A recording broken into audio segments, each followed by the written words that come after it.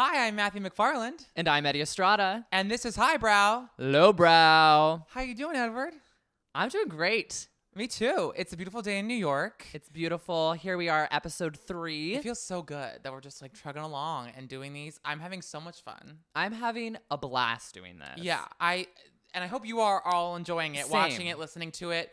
Because we're revisiting some really great films that we love. And I'm being introduced to films. yes, and I'm so excited for today because, and we'll get to it before, we'll get to it eventually, but I really do think that the one of these movies today is in my top 3 of all time. I really do think it's one of the greatest movies ever. And I'm so excited to find out if you felt the same way. We will see. 2 things I did want to correct before we started. I get really excited doing these things, and sometimes I rewrite history. I rewrite the history that I wish had occurred. Would have happened, yes. Because I said episode 1 that Bill Condon won the Academy Award for Adapted Screenplay for Chicago, and he did not. He should have, but he did not. So I just wanted to clear that up. And then I also said at the end of last episode, when we were introducing Michael Keaton, that he won the Academy Award for Birdman. He so did not, and we're going to get into that.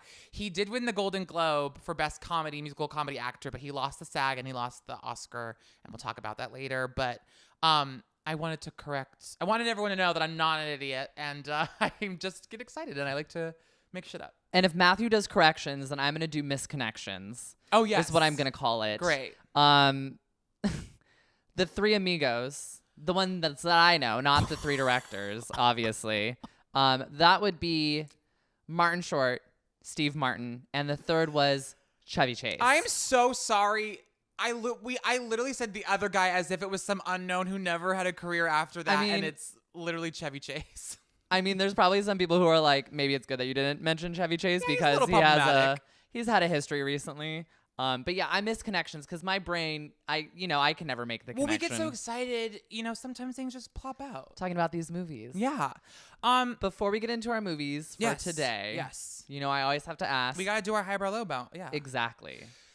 So this was tough because I kind of didn't know where to go. So I'm just going to go, I'll start with my lowbrow. Okay. Reality TV, I would say, is pretty lowbrow. Yeah. My form of art. Right, which is not to say that we don't love it and gobble it up. So, I was not a fan of the Kardashians. I know for this. most of my life. And I've worked with them, so. Right, you have a very close personal relationship with Chloe. But with Hulu, with their new Kardashian series, and I was very much not a fan of the Kardashians, having never seen an episode of Keeping Up. Really only kind of taking in information from what I heard in the ether. I developed an opinion about them, whatever. But becoming friends with you over the past couple years, you really shed some light on them for me. And I gotta say, I love them. This new show that they have on Hulu, just Kardashians. Yeah. With all of our lovely ladies. Mm-hmm. We're on season 2 now. Season 2 just started, and I gotta say, I love these women. I love the show. I know a lot of people have a lot of opinions about them, but I really just think that they're fucking great. And I'm really loving it. I'm really loving it so much. So watch the Kardashians on Hulu if you're not already, because, and if you're like me, you never watched them before, jump in because it's great. My highbrow, I don't even know if I consumed anything that was particularly highbrow, and I feel like you're gonna cover something that I want to talk about. So why don't you do your highbrow and lowbrow, and maybe I'll think of something. Oh, okay. Yeah, because I don't have a highbrow moment. I really am trying to rack my brain of, did I watch anything highbrow? And I don't think I did. I think I was just trash this week. So my lowbrow is something else that I've also drawn you into, and that is Dancing with the Stars. Oh my God. I hate to say it, but I fucking love it. Dancing with the Stars this season is on Disney Plus. Yes. And plug Disney Plus. And we're only doing ABC, Disney, Hulu right now with our lowbrow right now. Feel free to sponsor hire us. But this season's really good. There's a lot of really great dancers. There's a lot of really great personalities. I have to say that my favorite right now, I mean, I've got a few, but seeing Daniel from Coda, that actor, Oh my God. he's deaf and he is doing an incredible job on the Yes. show. It's actually astounding. And Selma Blair, who is battling MS. My God, she is gorgeous, killing Talented. it, talented. Like I've always loved her, and my cup runneth over Yes. right now. For her. Wayne Brady's on it, who I also have worked with. He, Charlie D'Amelio, and that girl Gabby from Windey, Gabby The Windey. Bachelorette. And I don't watch, I know I'm lowbrow, but like I used to watch The Bachelor, Bachelorette, used to go do parties at my friends' houses, do the whole shebang. And I haven't watched in years just because I feel, I have a bad taste in my mouth since Colton Underwood, but that's a whole other story. But Gabby Windey, girl, give me a call. I love you. Legs for I days. love her so And much. she's killing it. She'll get the first 10s of the season, I think. Totally. She's pretty spectacular. Charlie D'Amelio's doing great. Wayne Brady's doing great. It's a great group right now. The other people that just got off the show who were great personalities but just really weren't picking up the dances, they're all sort of gone now. So this is the time, if you haven't started it, to start, because now it's like the competition's gonna It's keep going. Okay, so let's get into highbrows now, because Okay. I'll give you my highbrow and you don't know what your highbrow Probably is I'll this think week. of one because I think I just watched Lowbrow Gross. stuff this week. Yeah. Well, we love it. I'm watching this. I'm a horror freak. See, I figured you were gonna bring this up. And there's a show called. It's a show right now. It's a docuseries called Queer for Fear, and it is essentially. It's on the episode 3 only, and it's essentially taking a look at queer history in film, in cinema, in television, and basically shedding a light that basically all horror is inherently queer. It is. And based in queer culture. And the episode this week was about werewolves and aliens and how these stories have always been queer stories, because it's about trying to fit in with the masses without being found. Yeah. So they do one about like Invasion of the Body Snatchers, about like how like they're among us. Like these people are among us, but you would never know. And then how werewolves, like, to be the pure like carnal self is when you become a werewolf. In the moonlight at night, only when you're allowed. And it's just it's got some really great queer icons in there. Alaska Thunder F. I'm gonna be not too explicit, but she is one of the panel members. You've got some great directors in there. You've got Mr. Mancini, who does Chucky, which I'm watching too. He does a lot of talking, and it's really inspiring and really fun and really exciting to see. And it gives you a lot of like, I don't know, inspiration and excitement for it. Cause I want to work in horror one day, and I've got stories in my head and ready to write. Yes, you do. And, being able to see that I don't have to worry about it being, framed in queerness is really interesting to me. Yeah. I think it's cool. I love that. It's been really elevating my mind. I love that for you. I figured you were gonna bring that up, but I'm And glad you did. And they had a Dreamgirls reference in the first episode that I died about. They did, which was about great. your girl Effie, who you were mad at always. They equated Dreamgirls to Frankenstein. If that interests you at all, check out Queer for Fear on Shudder. So I guess so this isn't highbrow. I just want to talk about it because I enjoyed it and I'd never seen it before and I wasn't aware of it at all. I know what you're gonna say. Hellraiser. Yes. So a lowbrow concept horror. It's a remake of the original, or it's a continuation of the original Hellraiser story. Yes. I was that kid that saw the picture of Pinhead and was like, not watching that. Too scary for me. Too scary. But seeing the remake continuation of the story on Hulu, I was really interested in watching it. And I know you've seen the Hellraiser stuff, so we watched it. Despite some acting that was a little off, it was great. It was so well done, so well made. It scared me. It was freaky. It had the right amount of gore. It's really, really good. So whether or not you've seen the Hellraiser, I highly recommend just watching this one. I want to go back and watch the original now. It was great. You're like, the gore for a Hellraiser film, the gore is mild. I want to say, in the best way. But I liked that. 'Cause Yeah. I can't. It was palpable for you. Yes. I really enjoyed Hellraiser as well. I don't think Hellraiser scared me as much as it did for you. I think what scared me more is that they had a commercial in the middle, because we have poor Hulu. Sorry. They had a commercial for the wine we were drinking while we were watching it in the middle of the movie, and I thought it was part of the movie, and it freaked me out for a second. Well, because so it was raining outside. Yes. We had just opened this bottle of wine to watch the movie, and then 5 minutes in, this plays. In the commercial, they're drinking the bottle of wine, and it's raining. I was like, this is too close to I was home. like, we're this is the horror And film. usually we just get like straight up commercials in Spanish because of my name Yeah. and my ethnicity, and just like they just like assume that I'm gonna be needing these commercials Also, in Spanish. Hulu thinks one of us has ulcerative colitis because we get a ton of I ads know about it's, ulcerative colitis. it's not me. I don't know what it is. No, we're great. Our guts are great. So Yeah, we've been having a little bit too much fast food recently, but we're getting there. We're getting there. So yes, Hellraiser on Hulu. Watch it, and it's perfect because it's spooky. Okay. Do we get into our movies for this week with our incredible actor, Michael Keaton. Michael Keaton, Michael baby. Keaton. Yes. Well, I have to say, Michael Keaton kind of like came back into my frame of mind this year because of his Emmy, Golden Globe run. I think it was the Golden Globes last year where he had that kind of very drunken speech that was a little bit everywhere, but then he landed the ending. Yes. He made it.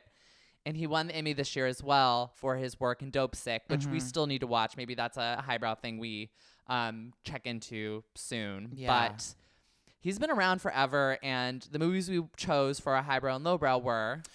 For the highbrow, we're going to do the 2014 incredible movie, one of my top 3 movies I've ever seen, Birdman. Directed by Alejandro Iñárritu, starring Michael Keaton, Emma Stone, and Edward Norton. And our lowbrow film. Though it is a cult classic, superhero films are considered lowbrow. Right. So I chose a film that I had seen tons of times when I was younger, which is Batman, the Tim Burton Batman with Michael Keaton and Jack Nicholson. And I, unfortunately, embarrassingly, had never seen the original. Literally, I've seen every other Batman film but this one. We had watched, almost a year ago, we watched Batman Returns, Yes. which also stars Michael Keaton, which is Michelle Pfeiffer, which is Jim Carrey, which is high camp, so much fun, a great film. No, Danny DeVito. Oh, Danny DeVito, sorry. Yeah. Got him. Jim Carrey comes in later with Tommy Lee Jones. That's it. When Joel Schumacher comes I'm getting in. all my Batmans mixed up. But It's yes. hard. It's tough. No, it's tough. it's Danny DeVito. It's the And Michelle Penguin Pfeiffer. and Catwoman. Yes, you're correct. Yes. But yes. And yeah, I'm so glad we're doing both of these because, you know, you brought up a good point that like just because something is lowbrow doesn't mean it's not necessarily a great film. And so I'm glad we're going to talk about that with Batman because I think it's still pretty. It's a fun film. It's a solid movie. But it is lowbrow. We are going to talk about it. And there are things that we need to talk about. So as usual, I think we'll start with Birdman. Okay. So since I know this movie like the back of my hand, I would love to hear from you. Basic plot. What did you witness? So Birdman, I'm just going to tell you straight off the bat so no one is surprised. I absolutely loved it. Oh my God, thank God. Like, I was like, okay, Gravity, fine, but if this doesn't just pull your guts out, I'm like, we can't be friends. it's So- one of those movies, literally within the first 6 minutes, I was like, what the hell is happening here? But then by like minute 10, 11, I was like, I get it, I understand it, and I'm invested. Yes. It is a story about a man who was originally Birdman, which is kind of a play on like Batman. He was a superhero. He did a few films and then decided to stop playing that character on the screen and wants to find himself in the arts again. Like he's, lived his life as a celebrity. Everyone else is doing superhero movies now. They do straight up call outs of Iron Man and Spider-Man and XYZ. And he's an actor. He's like, I'm an actor first, and I was always having to play this character, which may or may not actually be his true identity, which is a whole other layer. And he's doing this play that got evidently the writer of the play saw him when he was younger, and it got him into acting. So he's kind of playing homage to him, and he just really wants this to be a super successful play and put him back on the map, not as a celebrity, but as an actor. The whole film. He also has this weird power that we don't know if it's because we only see him have this power when he's by himself. And this power is kind of like a telekinesis situation.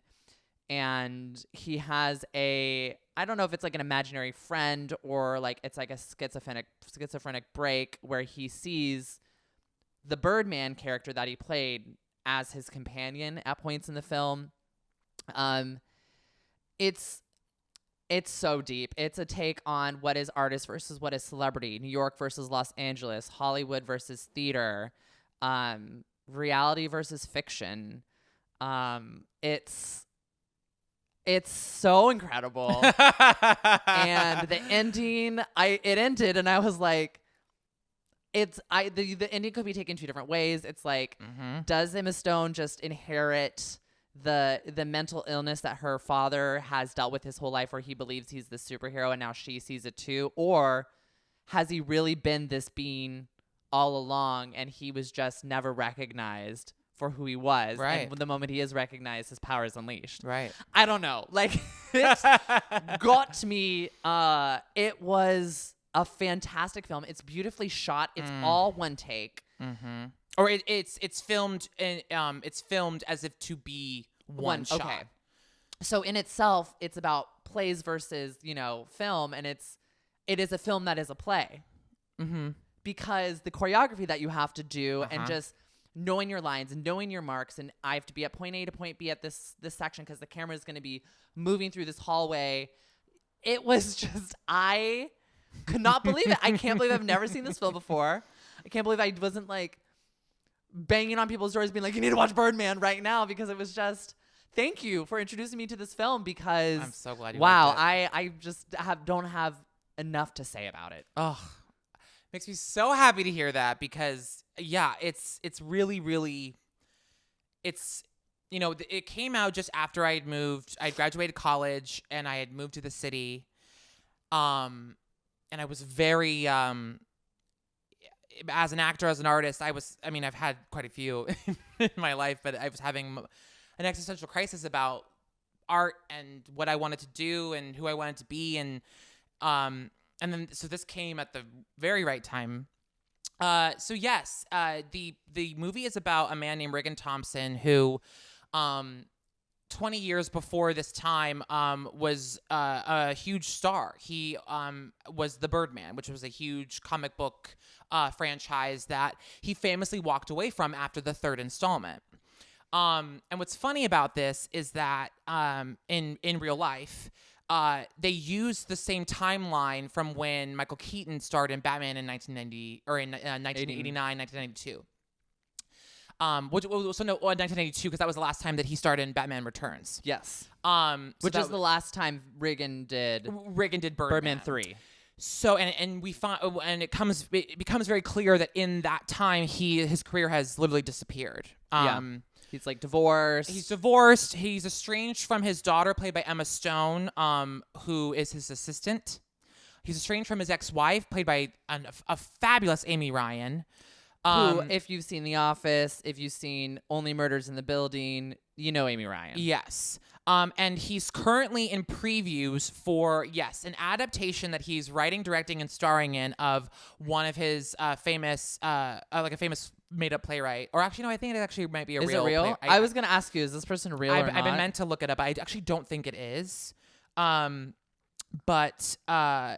So he's in way over his head. His lawyer / manager / producer, Zach Galifianakis, fabulous Zach Galifianakis in this film. This had Zach Galifianakis in it. Paula Pell had a nice little role in it. Yes, she did. So I was like, you know me, I was like, these are people I know. Yes, I'm always about a cameo. I love a good cameo.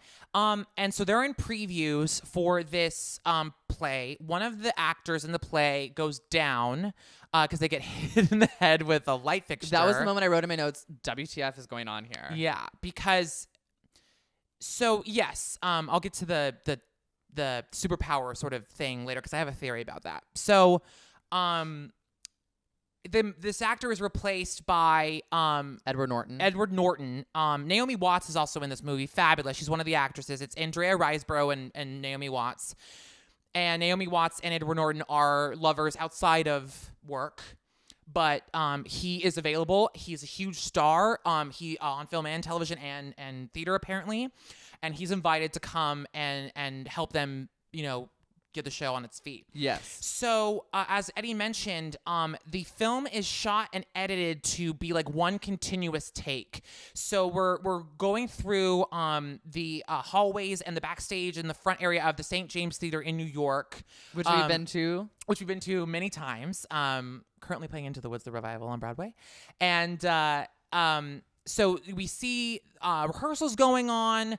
There are times when we leave the theater and go around New York to different bars where different conversations are had.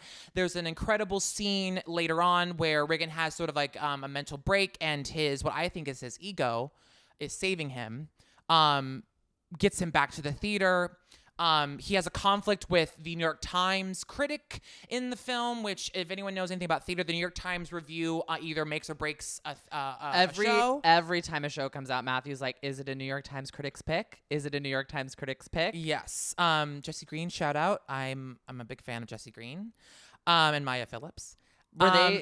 Was the person in the movie real? No.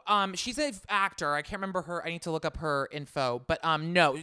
So Ben Brantley was the famous Times critic for the past, I want to say 20 years. Like he did it. And then Clive Barnes, I think, was before him. I don't know. We'll fact check this and we'll do it next time. But no, she was a made up, but she was the New York Times critic. Okay. And she's determined to tank this show because she doesn't believe in celebrity. She thinks this is just a passion project that's gonna blow.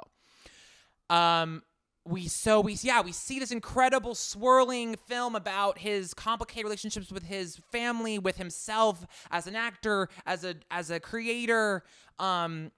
Eventually, I believe his ego takes over and saves him, pushes him to where he needs to be to make this play work. It's a huge hit, by everyone's surprise. And then, yes, at the end of the film, which we'll talk about more in depth, he seemingly, because what happens? Suicide. Well, what happens? So what happens is, in the play, Michael Keaton plays a man whose wife doesn't love him anymore and cheats on him, and there's this big penultimate scene where he kills himself.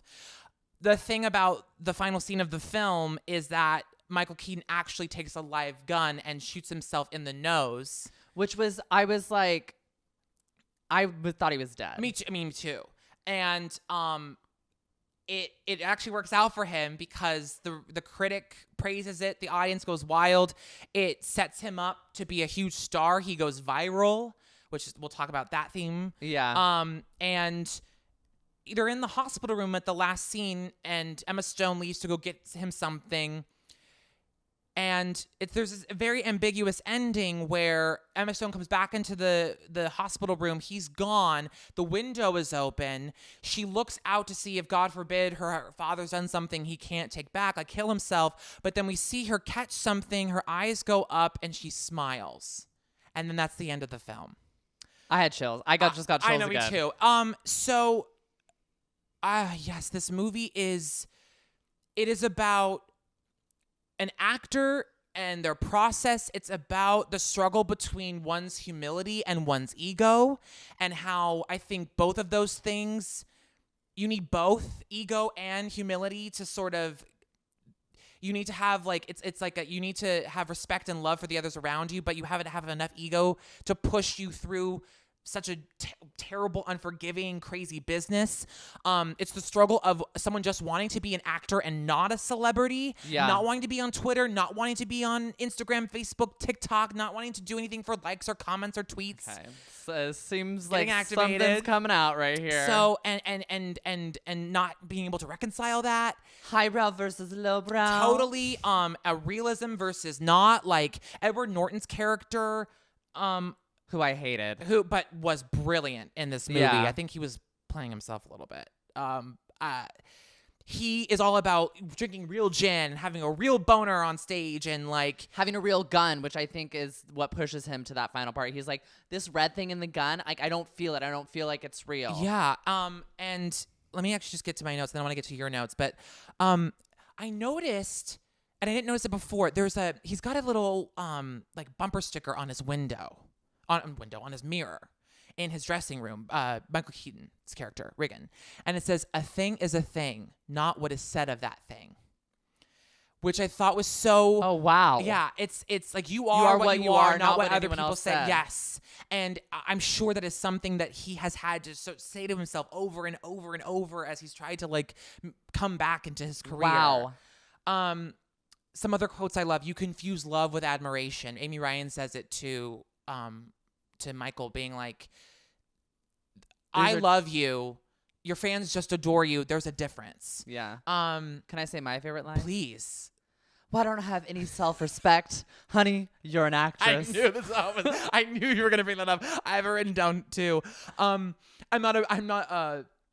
Well, I don't have any self-respect. You're an actress, honey. But then, Naomi has. I mean, she was so good in this movie, and like, they won the SAG award for best ensemble. Oh, they did? Yes, they did. Everyone in that movie is perfectly cast. Yeah. Brilliant. So I'm really glad they did. But, oh my God, when Naomi breaks down at one point, because she's freaking out. Her character, it's her Broadway debut. Like, she's worked her whole life for this moment. And these two men are fucking it up, Edward Norton and Michael Keaton. Which draws the two ladies together. I wrote lesbian. I love it. But that is a real, Yeah. I love that theme of women really being there for women in the theater. Yeah. Are Are you talking about the scene where she's like, I'm realizing I'm just a kid? I'm not a Broadway actress. I'm still just a little kid. And it's so funny. Like I'm not even looking at notes. This like movie stuck with me. Yeah, I mean, it stuck with me. I love it. I'm off book. We have friends, like we both have friends that are in this business. I mean, I'm trying to be in this business, like who get these big jobs. Yeah. And immediately the imposter syndrome kicks in and goes, "Oh my God, what am I doing? Oh my God, I can't do this." Yeah. Like it's such a real feeling. So Emma Stone's character is a recovering addict. Yes. And she has so many amazing gems in this movie. There's a monologue that she says to Michael Keaton that is it's what they played at the Oscars when they showed their clips. It's an incredible moment. But later on, it's actually at the end of the movie where Michael starts to sort of talk to her really, and he's like, "Well, we're getting sued. This play's not going to happen. My career's over. Blah blah blah blah blah." And then she pulls out a roll of toilet paper, and she talks about how in therapy they every single square has a certain amount of dashes, and each dash represents like the thousands of years that humans have been. Oh no, the dashes represent how long the world has been around. Like the whole toilet paper roll is a representation of the thousands of years that the world has been around.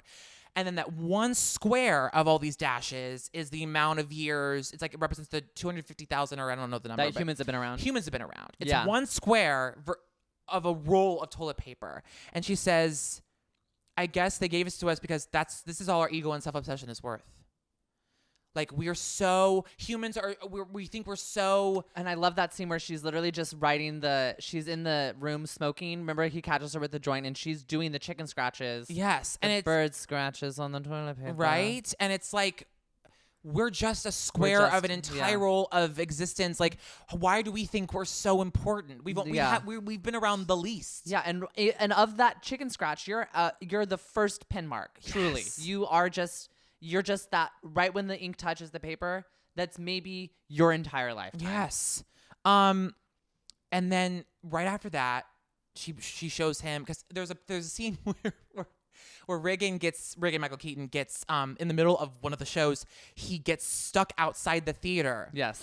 In his underwear, and he has to run through Times Square to get back to. Which stressed me out so much. Beautifully shot. Yeah. Incredible. And it gets on Twitter and it goes viral, and Emma says, "Believe it or not, this is power."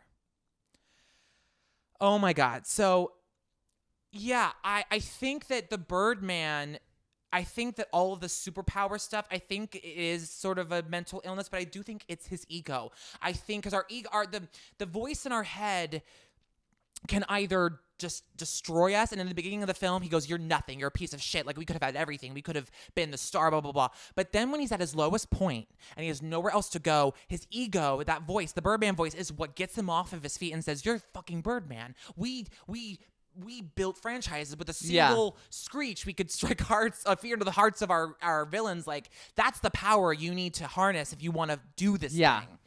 So I think there is a message too that our ego, it's a superpower that really can't be used all the time, but sometimes it will save us. I love this movie so much. I don't know if you can tell. I'll give a couple stats, then I want to hear more from you. Okay.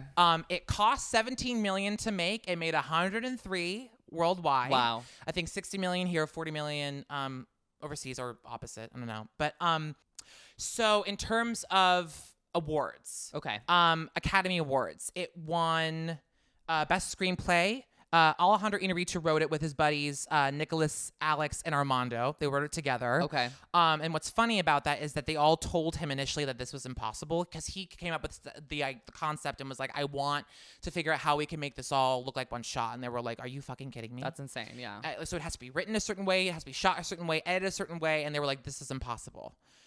But it's so in keeping with this film, because the subtitle of this movie is The Unexpected Virtue of Ignorance. It's like they don't know. It's like you don't know if it's going to work or not, but you just fucking go for it and you just see what happens. And like, what a great, I mean, so great. And then it won Best Original Screenplay. It won Best Cinematography. Emmanuel Lubezki, who we talked about last week for Gravity, he won. This is the second year in a row he won for cinematography. It won Best Director, Best Picture. It lost Best Actor, Michael Keaton. He lost to Eddie Redmayne for Theory of Everything, which... It's tough to beat a Stephen Hawking biopic. Best Supporting Actor, Edward Norton. He lost to J.K. Simmons in Whiplash, which I have to say is very deserved. J.K. Simmons in Whiplash was incredible. We will be doing Whiplash at some point. Patricia Arquette won for Boyhood, so she edged out Emma Stone, which was the longest movie ever. I know. I was not a fan of Boyhood. I was a fan of Patricia Arquette in that movie, and I thought that she deserved that. But I just have to say, Boyhood, I have bad memories, because one time I was on a date and the person was like, let's watch Boyhood, and I was like, I've never wanted to leave a date sooner, and I sat and watched the entire movie. It was, again, directorially and the concept, Richard Linklater, great. Like, it's a really amazing, impressive feat, but like, it bored me to tears. Yeah. But I did think Patricia Arquette was great. So yeah, Emma Stone did not win. And then they did lose also, they didn't win sound editing or mixing. And I was shocked that they were not nominated for editing, like, period. Which is weird. Insane, because this movie, the editing is what makes this movie what it is. Maybe people were like, there was no edits because it was just like bing, bing, boom, all one shot. I mean, I could also see them being like, oh, well, of course it'll get in for editing, like, whatever. But, yeah. And so also something that I don't know if anybody knows, but there are certain categories when we're talking about the Oscars, whoever wins film editing or whoever's nominated for film editing, they're most likely to win Best Picture. Okay. It's very rare that it's very rare for a picture to win Best Picture if they don't have a corresponding editing nomination, at the very least. Okay. So the fact that this film won without an editing nomination is historic. It won a Golden Globe I won 2 Golden Globes. Michael Keaton won for acting, and then it won a screenplay Golden Globe. Alejandro Inarritu won the DGA and the Oscar for directing, as he should have. Wow.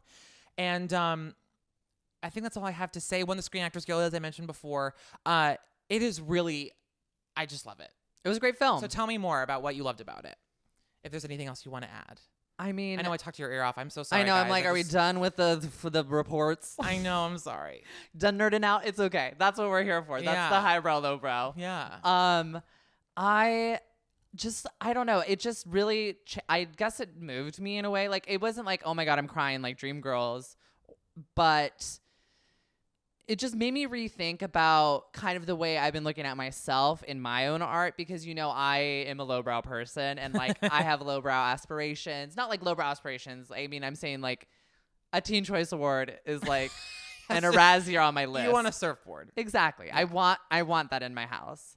But there is no real like it's all one and the same. Everything it's your own insecurities and your own ego that's thinking that something is not good as something else. Yes. And like the person who is High Art, Edward Norton, is the most insufferable character I think I've ever seen. Beyond. And like I was like, if like people like this, like I know people like this, and it's like, come on, like you're not anything better or amazing or whatever just because you're real or you're doing this real art. And the New York Times critic made me really mad. And I think it's kind of cool that like they put like Zach Galifianakis and like Paula Pell in this film and like people who aren't considered, and even Michael Keaton, people who aren't considered like these like highbrow actors. But then you have like Naomi, you have Edward Norton, you got these people who are essentially like, it's the whole, I don't know, it's the whole balance of it all. It was really great to see. The ending of the film, I was like, did he really fly? Because we see the beginning of the film, we see the meteor come down. Yes. So that makes you think like maybe he is this otherworldly being. And then there's all the jellyfish. I didn't get that whole thing. Well, so the jellyfish, remember, he told that story about of going into and trying to kill himself. Yes. And that's the jellyfish saved him. Yeah.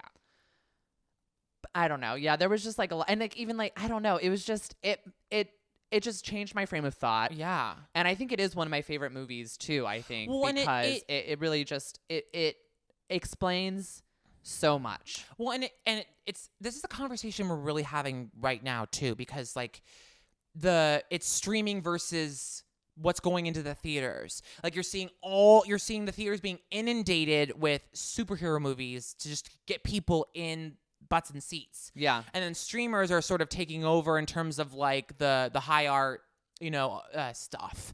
And I want us to have a more nuanced conversation about all of this stuff, because I think everything can all be everywhere. I think, I think we can expand our minds as to what, and I think that's why we're kind of doing this podcast. We can expand our minds as to what is highbrow and what's lowbrow, what's art, what's not, because like, for example, one of the films I'm most excited to see is Wakanda Forever coming out in a couple months. And I think that I think Ryan Coogler's work is he's one of these directors that is really bridging the gap between superhero movies and art films. Yeah. I don't know. Do you want to hear what the original ending was going to be? Wait, yes. So apparently, did they film the alternate ending? Can you watch it? I don't know if they filmed it, but I love a good alternate they ending. Scrapped it, obviously. You know what movies need to bring back really quick before you get into this? Yeah. We need special features back. I director commentaries. I miss deleted scenes. I miss bloopers. Absolutely. You know what film had the best special features of all time? Shrek. Yes. Shrek has the best special features of any film. I think I remember that the Austin Powers also had really good special features. Yes. The Spy Who Shagged Me, I remember, was one of the first DVDs I had, and it had really good special features. Blooper reels, amazing. Sorry, so apparently, back to your thing. No, I'm so glad that we talked about that. So apparently, they were going to have Johnny Depp. They were going to have him in Reagan's dressing room in the Jack Sparrow. What? Yeah, they were gonna have because they had all the superheroes like dance. And they were gonna have him. They were gonna have a scene sort of where he's sort of in the same position as Reagan now, and sort of like the ending, I guess, was supposed to be this idea of like the cycle continues of like this is an actor's trap, but then it didn't really. I mean, they kind of talk about that at the beginning because they have. They're talking what about this Iron guy? Man. Oh, he's in the Marvel. He's in this. Yeah, he's doing Marvel. He's doing DC. Like, they kind of are like, oh, these actors that we want to have in our play they just decided to become celebrities. Yes. So that was sort of the original idea of the ending. I like this ambiguous ending because, again, it sort of, it really encourages discussion. Yeah. But yeah, the way they filmed this, it was heavily rehearsed. It was between the writing, the editing, the cinematography, everything was planned out within an inch of its life, and you can see it worked. Yeah, it's so good, and I loved it. If you want to watch this movie, I hope you watched it before, but if you haven't yet, we were able to rent it on iTunes. It's also rentable on Amazon. Unfortunately, it's not streaming anywhere right now. But it's worth the $3. And what we're going to do is, I think if we find out that one of the films we talked about is now streaming, we will mention it in future episodes because we want everyone to be able to see these. Yeah. We want to tell people where you can watch it. Okay, I'm done. I promise I'm done for now. For now. Well, now you're not done because now you got to talk again because now it's time for our lowbrow film, which is so tied to Birdman, which is kind of why we did it. Yes. It's Batman. Batman. And everyone loves Batman. I love Batman. And I'm going to talk about it in a bit, but I like this kind of Batman. I think a little bit, not more, but there's something special about this type of Batman that I want to talk about. But first, you've never seen this original Batman. No. And I wanted you to give me like, I guess the plot, because it's kind of kooky crazy. Yeah, let me see if I can remember. So we're in Gotham City. And it's the bicentennial, I think. Yeah. And we've got our classic commissioner, and Harvey Dent is here, played by the guy who plays Lando Calrissian in the Star Wars films, which I love. Which I was like, Dad? Oh my God, looks just like Edward Estrada Sr., 100%. Him and Neil deGrasse Tyson. But and they're cracking down on crime. Cracking down on crime as usual, because crime is rampant in Gotham.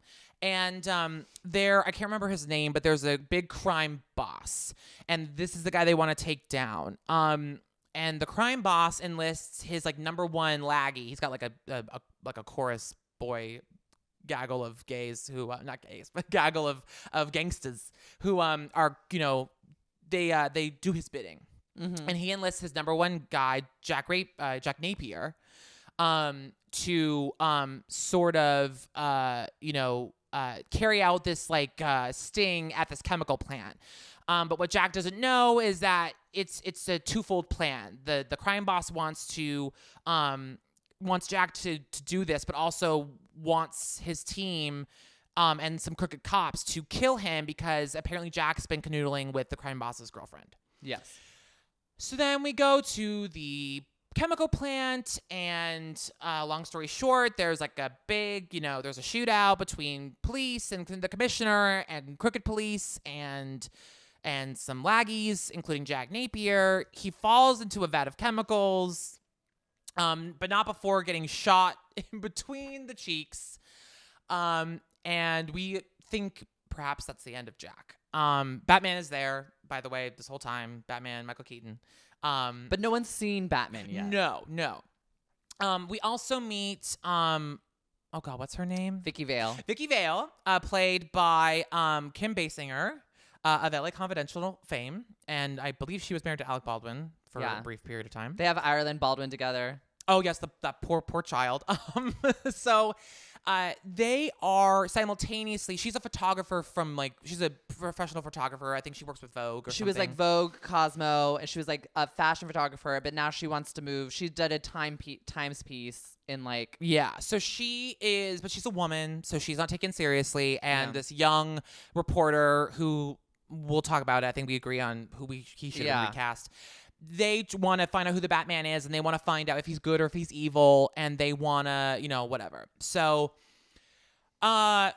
shocking, Jack is not dead. He's now this demented, crazy figure known as the Joker, played by the brilliant Jack Nicholson. And he is now going to spread his reign of terror on the city. He kills the crime boss that tried to get him killed. He takes back the woman that he was having an affair with and completely mutilates her. But Batman is really good at his job and is kind of stopping him at every turn. Eventually, Jack Nicholson, the Joker, becomes obsessed with Vicky Vale and tries to make her his new woman, but then finds out that he's entangled with Bruce Wayne. Bruce Wayne and Vicky Vale start to have a romance. Vicky Vale eventually finds out that Bruce Wayne is Batman, which I thought was very interesting because that usually doesn't happen in these films. Yeah. His identity is not revealed to his love interest, really. Alfred is there. We love Alfred. And eventually we get to the end of the film where, the Joker has somehow gained control of the television airwaves and somehow has gained control of like the city's water and air supply, is able to poison everyone. But eventually Batman and him duke it out. Vicky Vale is saved. The Joker is dead. It's implied that maybe he was a robot. Well, yeah, he's just laughing. Like, you don't know. He, like, hits his head and dies, but he's still laughing. laughing as he dies. And then everything ends up okay. You got it mostly. There's Yeah. some parts that so essentially. And we'll get into it. I didn't take any notes. But again, I think this movie is pretty great. I really do. There are some problems with it, but I think Tim Burton is the perfect person to direct this. I think Michael Keaton is the perfect Batman. I honestly might be one of my favorites. Yeah. Because he because Bruce Wayne is painted as such an asshole in so many of these iterations. Yes. This guy seems more of an upstanding billionaire, which I liked. I forgot there was also it's also like completely like I've never seen an iteration where because we all know that Bruce Wayne's parents died in a random act of violence when he was a kid after seeing the movie, but they flat out say that it was Jack Napier when he was a young the Joker. up and coming gangster so that full circle moment was crazy. Yeah. So a couple things. So the Joker, Yes. when he falls into the vat, it bleaches his skin and his hair, so that's why he has the Joker look. The reason he gets shot through the mouth, that's important, is because it damages all the nerves. So when he goes to the gangster medic's like, I'm so sorry, I can't fix this. That's right. Because you damaged the nerve endings. I can't. This is the best I could do with the tools that I have. So he's like always having to grin because they had to like basically pin and like get it together. Yeah, it's not a good look. And like when he goes out in public, he has to put like skin makeup on his like white hair. He's not poisoning the water supply or the air. What he's doing is he's put out his own brand of like cosmetics and goods that the community is purchasing, because in this iteration he's like also like a little bit of a chemist. He's like a kind of a genius, so he has access to, because people are dying because they're using the hairspray, they're using the lipstick, and they're like, stop using this, because people either it's like a gas that he like releases in the new studio, or like people are getting uglier and demented as time goes on because they're using the moisturizers, they're using like the beauty products to like stay whatever. And at the end, he also like tries to kill everyone in the town by releasing gas through the balloons that are very pre-Nightmare Before Christmas, but like Nightmare Before Christmas. Totally. And I was like, it's very Tim Burton. Yeah, and the thing about this Batman, and I think why you liked him, and it also is kind of very Birdman, he's the only one acting real in the movie. Like everyone else is overacting in the film except for he's the Michael straight Keaton. man. And he plays it so well, and he's more Batman lost his connection to family, and that's a little bit more apparent in this film because he has the really strong connection to Alfred, and Vicky Vale's like, he reminds me of my grandfather and my relationship I had with him. He realizes that Vicky Vale could possibly be family, and Alfred is like, then you need to bring her into this idea, which is why he reveals that he's Batman to Vicky Vale. He doesn't get to at first when he wants to, because that's when, of course, the Joker walks in and tries to like woo her.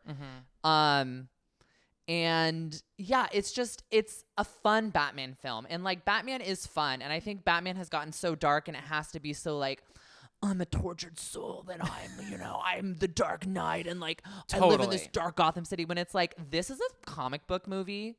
It's not supposed to be that deep. Sure. Like it doesn't have to be, I like the Dark Knight, which are great films, don't get me wrong. Yeah, the Christopher Christian Bale, Nolan, whatever. and Matt Reeves, his iteration with Robert Pattinson. Yeah, I get that. But give me a Joker by Jack Nicholson who's just cuckoo bananas, going crazy over the town. Like this, I want us to get back to this kind of superhero film. I feel like this is what I'm missing.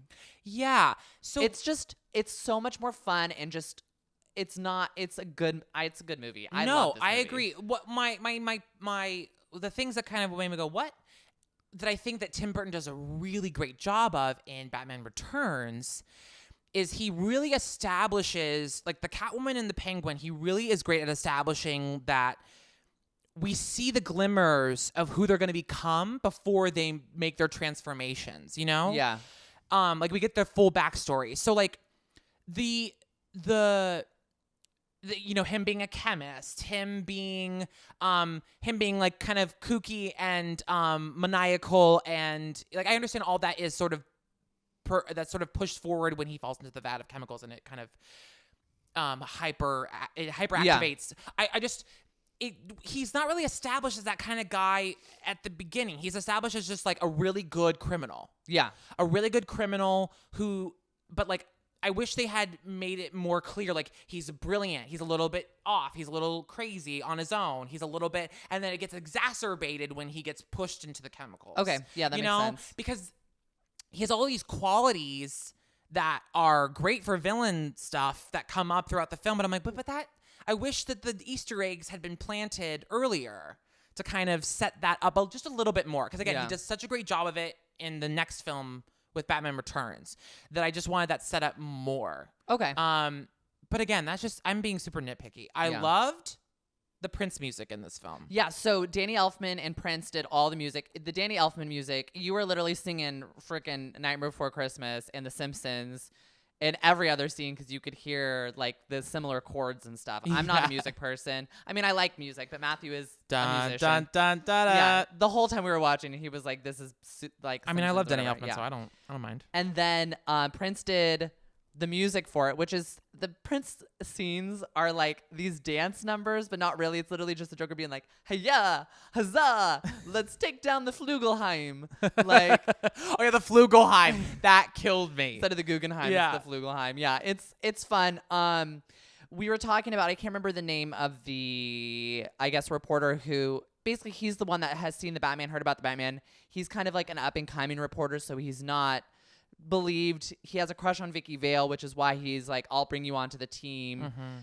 I would have loved to see him played by someone like maybe like 18 or 19, like just like a young up and comer, trying to get, instead of like this old guy who just never got his beat and never got his moment. Yeah, because he's also just like, he keeps hitting on Vicky Vale, and it comes off gross. If it was like a young kid trying to be like, because then she could just poo-poo it off, but he seems like a perv. Yeah, it could have. That's the only thing I really didn't like about that. I'm trying to think of. Is there anything else that I want to say? I mean, there's so many great lines in this film that I love. Like, my two favorites are, they're both by the Joker. Like, the first one is like, "This town needs an enema." And it's just like so good. And then the other favorite line is Vicky Vale's like, he grabs Vicky Vale and she's like, "You're insane." And he's like, "Really? I thought I was a Pisces." My favorite that. Line was it's so good. Yeah, Jack Nicholson is so good in this. And I'm glad that the Joker, because Joaquin Phoenix and Heath Ledger both won Oscars for their takes on the Joker. I think that Nicholson should have been nominated. I think that he's really good in this. So there's something I want to talk about Jack Nicholson's Joker, which there's two things. So when his contract was made, like he had two clauses, and one of the things actually changed movie contracts moving forward for the rest of time. The first thing he did, what I'm going to talk about is that first, is he, instead of taking like he wanted a higher pay rate. And instead of getting that, he is actually like, no, I actually am going to, they weren't going to give it to him. And they said, we'll give you earnings from the film and all of the, everything that comes with it. So he made, I think with inflation, it was saying like 120 million in today's money. Woo! From basically all of like what they made off of the movie, what they made of all the deals, all of the promotions, everything that came from this Batman movie. That's where he made his money. Wow. So he made out with bank. He's also the top billed actor. They show his name first. They do. Instead of Nicholson, Keaton. Yeah. And yeah, which is like, was unheard of, but he was like, "I'm the star. I deserve the most." And they're like, "We can't. You're not Batman. You're the Joker." So he worked all these deals into his contract, which smart man set him up, and has now set up people from now on, because now that's a clause in most people's. It's like, yeah, I get paid X amount, but then I get X amount percentage of all the earnings from the franchise, essentially. And it makes me laugh too, because we hear these stories about how Joaquin and Heath were so tortured preparing for the role of Joker, and how they had to get into this like very dark place. Well, it killed Heath. It killed Heath, yes. Which is devastating. But Jack Nicholson had a clause where he couldn't work. He had to have basically season tickets to the Lakers and couldn't miss a Lakers game. Lakers home game while he was filming. So badass. Which I'm like, it's so good. That's so funny. That's me being like, well, I really want to just watch like the Giants this year or the Warriors. Like, I don't want to miss a game, so I got to put that in my contract. It's so funny to me. It's like, so cool. It's one of my favorite like Batman films, just because it's so kitschy and fun and just it's different. I'm a big Tim Burton fan as well. Well, I think Batman Returns is an improvement on. I think this was a great first rollout of this idea, and then I think Batman Returns it's just a little cleaner. It cleans it up, yeah. And Michelle Pfeiffer is so Oh my God, Michelle extraordinary. Pfeiffer in Batman Returns that was a whole gay awakening for everyone. Yeah. Well, and since we're talking about it a little bit, like, Michael Keaton got his start in small roles in theater, film, and television. He was a PA. He was really hungry. And it was in the early 80s. It was Night Shift and Mr. Mom that sort of got him in the spotlight. And then he had some, a couple movies in between, but it was really Beetlejuice and this. And we almost did Beetlejuice for this, but Beetlejuice is too much. And Batman Birdman, I mean, yeah, it writes itself. So we just figured, and yeah, Beetlejuice is, it's a revered classic. Yeah. So and not that this isn't. It was like the highest grossing film of the year or something like that too. Oh, Batman? Yeah. Yes, you told me that. That's true. But yeah, Beetlejuice and this were really just pushed him into stardom. But then again, he kept working. He was working he's been working his whole life, but Birdman was the film that reminded everyone, oh, he's brilliant. Fantastic. Well, that's literally the story of Birdman as well. It's like, wow, Yeah. he's actually an actor. He's not just Batman. Yeah. Yeah, I really enjoyed Batman. I thought it was great. And that's the thing is I kind of want Tim Burton to do another one. See, but I don't know if it would be Batman. I would want to see him maybe take on another superhero. But now he won't ever be able to touch it because Marvel has their whole other entity. Well, see, though, Marvel is now in their spooky. Well, they are in their experimental phase. I also finished She-Hulk, which you haven't watched yet. Oh, and and Werewolf series. by Night we haven't talked about on this. Well, yeah. Well, Marvel, but She-Hulk kind of jumps into this whole. She-Hulk is very meta. That's all I'm gonna say about that. Because I haven't watched it yet. I'm waiting till it's all done, and I'm gonna binge But they it. are getting into this experimental kind of situation now. Because we spent so much time in the tech, skill, and science heroes that we're now getting into the mystic, cosmic, and mutant stuff. And Matthew loves his Marvel games. I do. I'm sorry. I really do. It's not bad. I love Marvel too. Don't worry. Speaking of highbrow, lowbrow, you were the one who made me sit and watch every single Marvel film during the pandemic, and we got through. What else we're gonna frickin' do? But we had to eat time. Yeah. Anything else you want to say about Batman?